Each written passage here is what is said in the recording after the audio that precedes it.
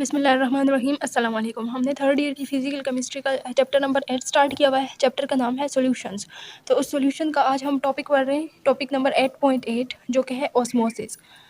तो ऑस्मोसिस को समझने से पहले हमें समझना होगा कि डिफ्यूजन क्या होता है, क्योंकि डिफ्यूजन और ऑस्मोसिस एक जैसी टर्म्स हैं। डिफ्यूजन में क्या होता है, movement of solute from the area of higher concentration to the area of lower concentration. तो कंपैरेटिव स्टडी करते हैं डिफ्यूजन की और ऑस्मोसिस की। Diffusion and osmosis. तो डिफ्यूजन क्या होता है, movement of solute from the area of higher concentration to the area of lower concentration. जैसे देखो, ये एक हमारे पास वेसल है, इसके अंदर एक साइड पे मैंने सॉल्यूशन डाला है। अब ये सॉल्यूशन है और इसके अंदर ये सॉल्यूट है, ये जो डॉट्स डॉट्स ड्रा किए हैं, और दूसरी साइड पे क्या है, सॉल्वेंट। ये है सॉल्यूशन और ये है सॉल्वेंट। अब क्या होगा, यहाँ पर सॉल्यूट की कंसंट्रेशन ज़्यादा है और यहाँ पर सॉल्यूट नहीं है। तो सॉल्यूट ये दरमियान में क्या है, semi permeable membrane, semi permeable membrane. तो क्या होगा कि सॉल्यूट मूव करेगा from the area of higher concentration to the area of lower concentration, और वो ये मूवमेंट तब तक चलता रहेगा जब तक सॉल्यूट की कंसंट्रेशन दोनों साइडों पे बराबर नहीं हो जाती। तो डिफिजन को हम डिफाइन करेंगे, movement of solute from the area of higher concentration to the area of lower concentration. अब के बरअक्स हम ऑस्मोसिस देख लेते हैं। तो ऑस्मोसिस में भी कुछ इस तरह से होगा कि ये फॉर एग्जांपल एक कंटेनर है, इसमें दरमियान में सेमी परमिएबल मेम्ब्रेन है और इसके एक साइड पे क्या है, सॉल्यूशन है, और दूसरी साइड पे हम सॉल्वेंट ले लेते हैं।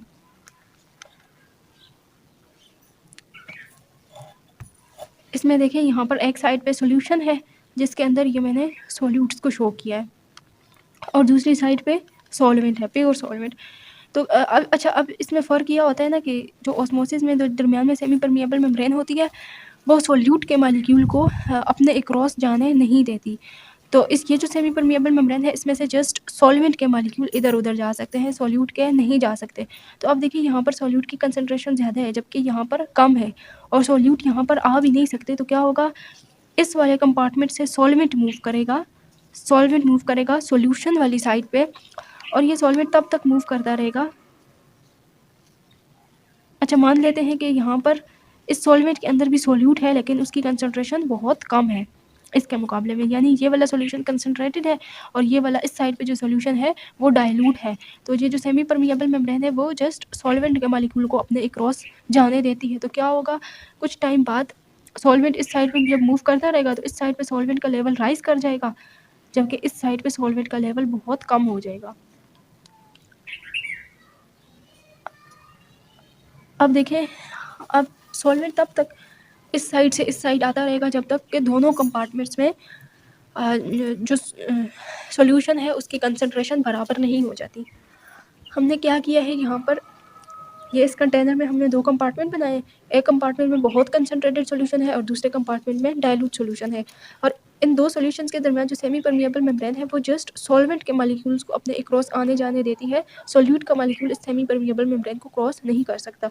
तो अब देखो, इस कंपार्टमेंट में सॉल्वेंट की मिकदार ज़्यादा है, तो सॉल्वेंट मूव करेगा from the area of high concentration to the area of low concentration, और ये सॉल्वेंट तब तक मूव करता रहेगा जब तक कि दोनों कंपार्टमेंट में सॉल्यूशन की कंसंट्रेशन बराबर नहीं हो जाती। तो देखो, ये वाला स्टेज जब आ जाएगा, यानी दोनों कंपार्टमेंट में सॉल्यूशन की मिकदार बराबर हो जाएगी, तो एक इक्विलिब्रियम यहाँ पर डेवलप हो जाएगा, यानी सॉल्वेंट का जो मूवमेंट है उसमें इक्विलिब्रियम आएगा। तो यहाँ इसके बाद ये जो सॉल्यूशंस के लेवल है, इसका लेवल चेंज नहीं होगा।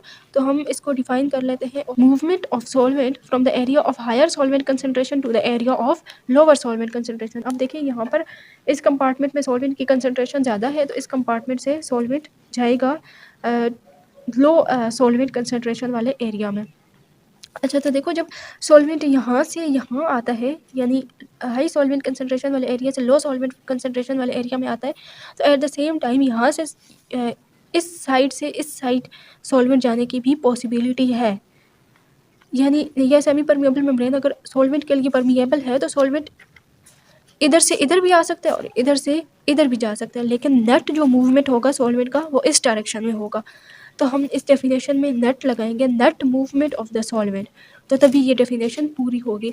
और इसी तरह सेम केस यहाँ पर भी है। अब देखो, अगर फॉर एग्जांपल इस साइड के बहुत डाइल्यूट सॉल्यूशन है, इस साइड पे कंसनट्रेटेड सॉल्यूशन है, तो सोल्यूट मूव करेगा from the area of higher concentration to the area of low concentration. लेकिन एट द सेम टाइम यहाँ पर भी जो सोल्यूट के मालिक्यूल हैं, इनकी भी पॉसिबिलिटी है इधर आने की, लेकिन जो नेट मूवमेंट होगा सोल्यूट का वो इधर से इधर होगा, यानी नेट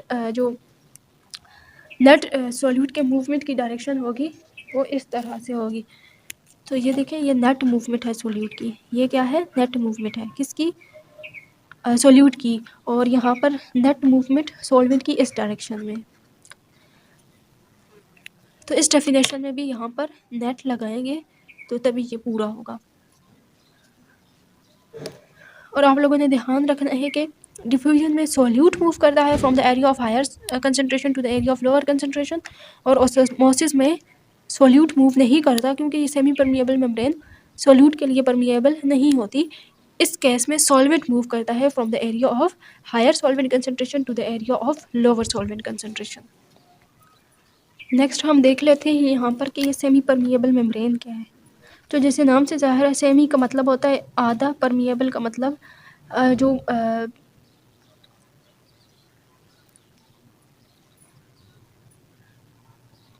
यानी सेमी परमिएबल का मतलब होगा कि वो मेम्ब्रेन जो कुछ मॉलिक्यूल्स को अपने अक्रॉस आने जाने देती है और बाकियों को रोकती है। तो इसको हम डिफाइन करते हैं, अ semi permeable membrane is a thin layer which permit the passage of only one type of molecule, generally the solvents.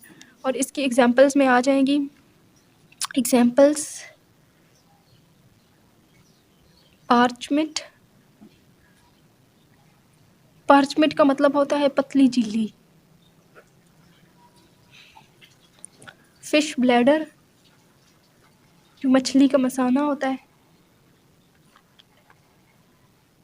Lining of egg shell,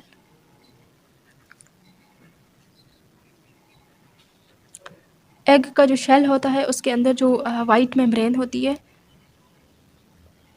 इसके बाद है सेलोफेन।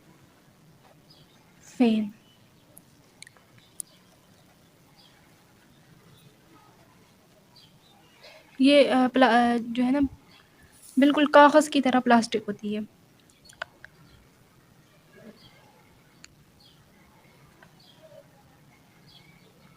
मुशाबा, कागज़ से मुशाबा, पतली सी प्लास्टिक होती है। तो सेमी परमिएबल की मेम्ब्रेन की एग्जांपल्स में नंबर 1 पे आ जाता है पार्चमेंट, जो पतली झिल्ली को कहते हैं। नंबर 2 पे आ जाता है फिश ब्लैडर, मछली का मसाना। नंबर 3 पे आ जाता है लाइनिंग ऑफ एग शेल, जो अंडे का छिलका होता है उसके अंदर जो वाइट झिल्ली सी होती है। और नंबर 4 पे आ जाता है सेलोफेन। अब सेलोफेन क्या है, कागज़ की तरह एक पतली सी प्लास्टिक होती है। Experimental study of osmosis. तो नोलेट एक साइंटिस्ट था और उसने एक एक्सपेरिमेंटल सेटअप बनाया था ऑस्मोसिस को स्टडी करने के लिए। तो वो एक्सपेरिमेंटल सेटअप जो है वो कुछ इस तरह से है। ये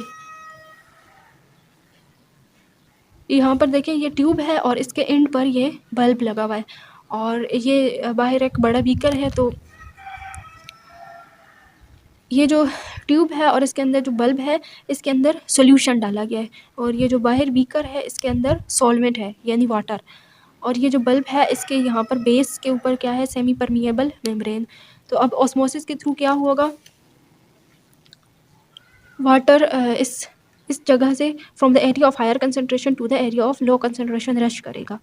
ये सॉल्वेंट है तो सॉल्वेंट वाले कंपार्टमेंट से जाएगा सॉल्यूशन वाले कंपार्टमेंट में। यहाँ पर तो इनिशियल लेवल अगर सॉल्यूशन का ये था, तो आफ्टर द ऑस्मोसिस इस ट्यूब के अंदर सॉल्यूशन की मिकदार बढ़ती जाएगी सॉल्वेंट की मूवमेंट की वजह से। तो ये फाइनल लेवल आ गया है सॉल्यूशन का। तो ये देखें, ये जो चेंज इन लेवल हुआ है सॉल्यूशन का, ये किस वजह से हुआ है, ऑस्मोसिस की वजह से। नेक्स्ट हम पढ़ लेते हैं reason for rise of liquid in column. तो देखिए, हमने इस तरह का सेटअप देखा था अभी, जिसमें ये बल्ब था, इस बल्ब के बेस पर यहाँ पर सेमी परमिएबल मेम्ब्रेन थी और इसको हमने डाला हुआ था सॉल्वेंट के अंदर, वाटर के अंदर, और इसके अंदर था सॉल्यूशन। अब सॉल्यूशन के अंदर क्या है, सोल्यूट के पार्टिकल्स हैं, जबकि सॉल्वेंट वाले कंपार्टमेंट में सोल्यूट के कोई पार्टिकल नहीं है। तो ये जो सोल्यूट के पार्टिकल हैं ये सेमी परमिएबल मेम्ब्रेन के साथ टकरा रहे हैं, तो यहाँ पर एक प्रेशर डेवलप हो रहा है। जैसे गैस के मॉलिक्यूल्स टकराते हैं ना विद वॉल ऑफ कंटेनर, तो ये जो सोल्यूट के पार्टिकल्स यहाँ पर हैं ये बिल्कुल गैस की तरह बिहेव करते हैं और ये टकराते हैं सेमी परमिएबल मेम्ब्रेन के साथ। तो यहाँ पर फोर्स लगाते हैं। अब इस फोर्स की वजह से प्रेशर आता है, प्रेशर बराबर होता है फोर्स पर यूनिट एरिया के।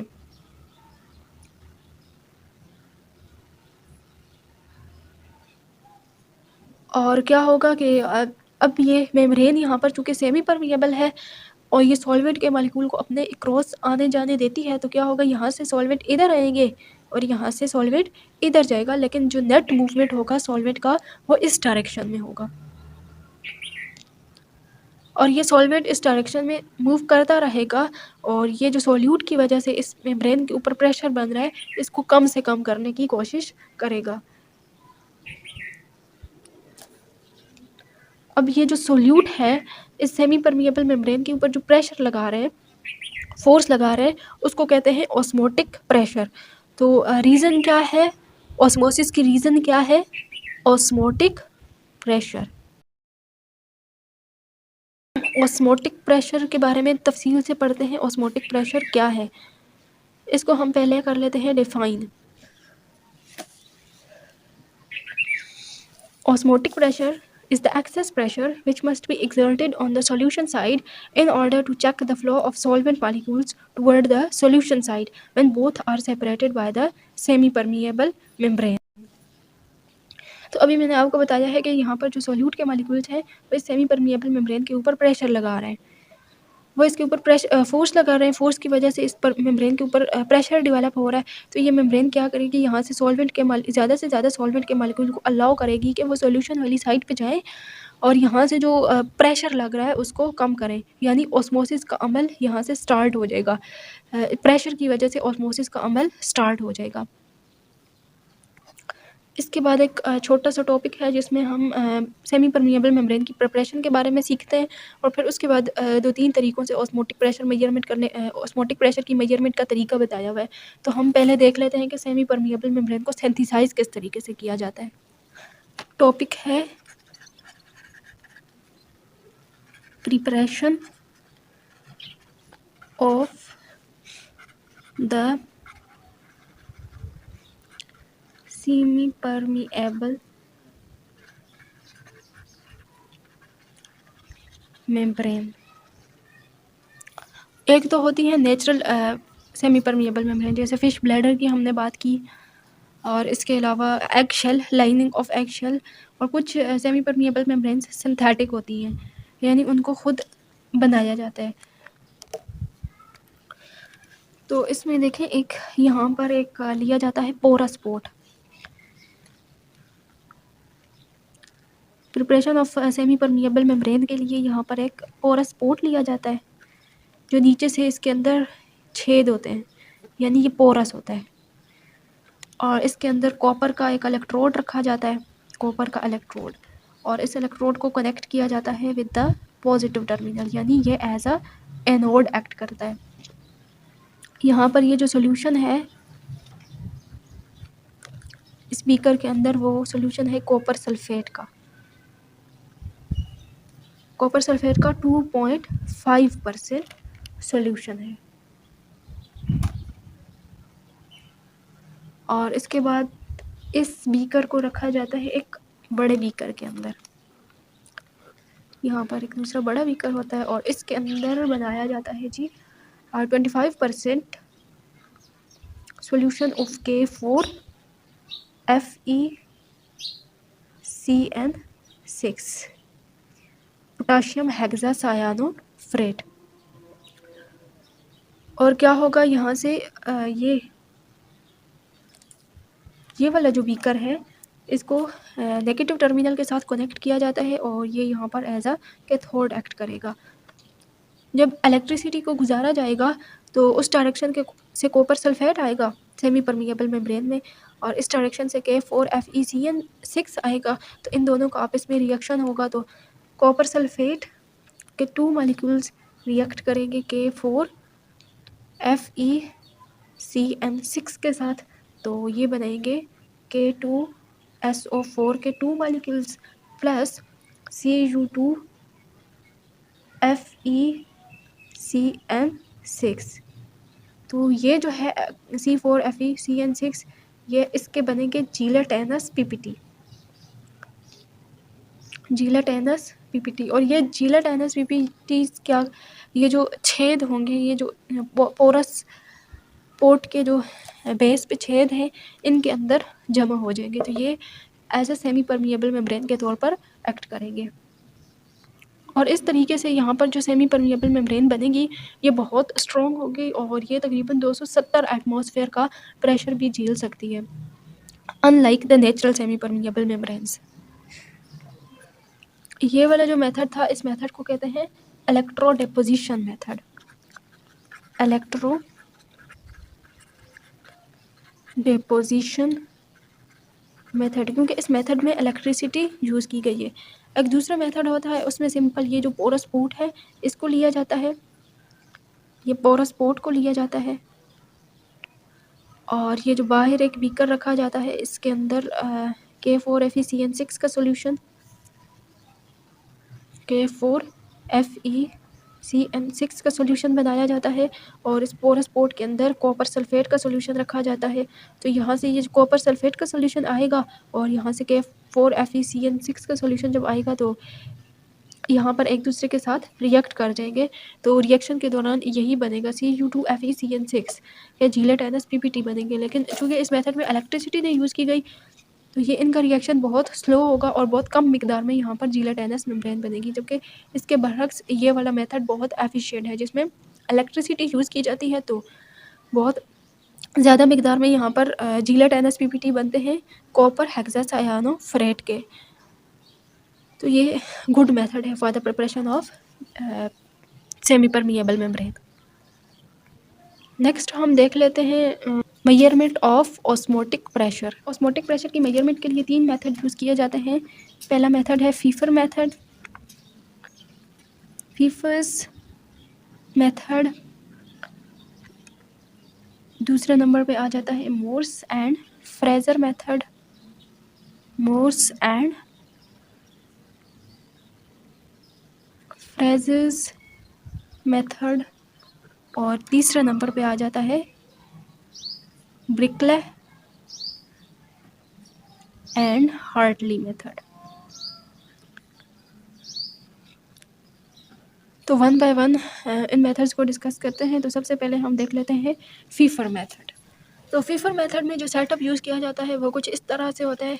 इसमें ये एक बाहर एक बड़ा कंटेनर है जिसके अंदर वाटर है जो एज अ सॉल्वेंट एक्ट कर रहा है, और उसके अंदर ये पोरस पोर्ट है। अब ये वाला जो पोर्ट है, इसकी वाल्स ये यहाँ से लेकर सारी यहाँ तक पोरस है। ये डॉटेड लाइन जो है ये शो कर रही है कि ये पोरस है, और इस पोरस पोर्ट के अंदर हमने रखा हुआ है सॉल्यूशन। अब ये जो पॉइंट्स लगे हुए हैं, ये सोल्यूट को शो कर रहे हैं, और फिर ये ऊपर से इसके ऐसे ट्यूब्स हैं, और ये ऊपर से सील हुआ है, और इसके साइड पे हमने मानोमीटर को अरेंज किया है। मानोमीटर आपको पता होगा प्रेशर की मेजरमेंट के लिए यूज़ किया जाता है। तो अब देखें यहाँ पर इस सोल्यूट की वजह से प्रेशर डेवलप होगा, जिसको ऑस्मोटिक प्रेशर कहते हैं। सोल्यूट इस पोर्ट की वाल के ऊपर प्रेशर लगा रहा है, और इस पोर्ट से एस्केप भी नहीं कर सकते क्योंकि इसका साइज़ बहुत बड़ा है। तो क्या होगा, इसका प्रेशर कम करने के लिए सॉल्वेंट यहाँ से इस सेमी परमिएबल मेम्ब्रेन के थ्रू अंदर जाएगा। जब सॉल्वेंट अंदर जाएगा तो इस पोरस पोर्ट में सॉल्वेंट का लेवल बढ़ता जाएगा, और जब सॉल्वेंट का लेवल बढ़ेगा तो ये जो मानोमीटर का मरकरी है, इसको यहाँ से पुश करेगा सॉल्वेंट जब यहाँ से मरकरी को पुश करेगा तो मरकरी का लेवल यहाँ पर राइज़ करता जाएगा। तो मरकरी के लेवल के राइज़ करने से हम ऑस्मोटिक प्रेशर मालूम कर सकते हैं। तो ये था जी Pfeffer method for the measurement of osmotic pressure.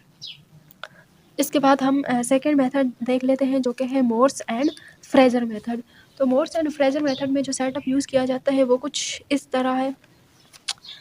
इसमें जो अंदर वाली ट्यूब है उसके अंदर सॉल्वेंट लिया जाता है, वाटर लिया जाता है, और जो बाहर वाला है, बाहर वाला कंटेनर, उसके अंदर सॉल्यूशन लिया जाता है। तो अब क्या होगा कि सॉल्वेंट जो है यहाँ अंदर से सॉल्यूशन वाले कंपार्टमेंट में मूव करेगा ऑस्मोटिक प्रेशर डेवलप होने की वजह से। तो जब यहाँ पर सॉल्वेंट मूव करेगा तो सॉल्यूशन का लेवल यहाँ पर राइज करता जाएगा। सॉल्यूशन यहाँ इस ट्यूब से मूव करेगा यहाँ तक, और यहाँ पर ये जो मरकरी है, मानोमीटर का जो मरकरी है, इसके ऊपर प्रेशर लगाएगा, तो यहाँ पर मरकरी का लेवल राइज करता जाएगा। तो मरकरी के लेवल के राइज करने की मरकरी का लेवल जो राइज किया होगा उससे हम ऑस्मोटिक प्रेशर मालूम कर सकते हैं। उसके बाद तीसरा मेथड आ जाता है Berkeley and Hartley method. Berkeley and Hartley method का सेटअप ये है। तो इस सेटअप में देखिए यहाँ पर ये जो सेंटर वाला कंपार्टमेंट में ये पूरा एक बॉक्स है, उस बॉक्स के अंदर हमने सॉल्यूशन डाला हुआ है। उस बॉक्स के बिल्कुल सेंटर में ये एक कंपार्टमेंट होता है, इस कंपार्टमेंट में वाटर है, प्योर सॉल्वेंट। अब इस कंपार्टमेंट के जो वाल्स हैं वो पोरस हैं। तो अब क्या होगा, ऑस्मोसिस की वजह से, ऑस्मोटिक प्रेशर की वजह से जो वाटर है वो इस डायरेक्शन में मूव करेगा, सॉल्यूशन वाली तरफ आएगा। जब वाटर यहाँ पर आएगा तो इस ये जो बाहर वाला बॉक्स है इसके अंदर सॉल्यूशन का लेवल राइज करेगा, यहाँ से सॉल्यूशन का लेवल राइज करना चाहेगा। अब यहाँ पर हमने प्रेशर अप्लाई किया हुआ है, हमने प्रेशर को इतना रखना है कि सॉल्यूशन का जो लेवल है वो कांस्टेंट रहे, सॉल्यूशन ऊपर की तरफ ना जाए। तो यहाँ पर जो हम प्रेशर अप्लाई करेंगे वो काउंटर कर रहा है ऑस्मोटिक प्रेशर को। तो इनडायरेक्टली हम अप्लाइड प्रेशर से ऑस्मोटिक प्रेशर मालूम कर सकते हैं। अब यहाँ पर ऑस्मोटिक प्रेशर की वजह से पानी इस डायरेक्शन में आएगा, और एक प्रेशर हम यहाँ पर अप्लाई कर रहे हैं, और एक प्रेशर हम यहाँ पर अप्लाई कर रहे हैं जो ऑस्मोसिस को रोकेगा। क्योंकि यहाँ पर हम प्रेशर अप्लाई करेंगे तो इस कंपार्टमेंट में और वाटर के आने के लिए जगह नहीं बचेगी, जिसकी वजह से ऑस्मोसिस रुक जाएगा। तो इनडायरेक्टली ये जो अप्लाइड प्रेशर है ये काउंटर कर रहा है ऑस्मोटिक प्रेशर को। तो अप्लाइड प्रेशर यहाँ पर बराबर हो जाएगा, अप्लाइड प्रेशर जब बराबर होगा ऑस्मोटिक प्रेशर के, तो तभी तो सॉल्यूशन का लेवल कांस्टेंट रहेगा। तो इनडायरेक्टली हम अप्लाइड प्रेशर से ऑस्मोटिक प्रेशर मालूम कर सकते हैं।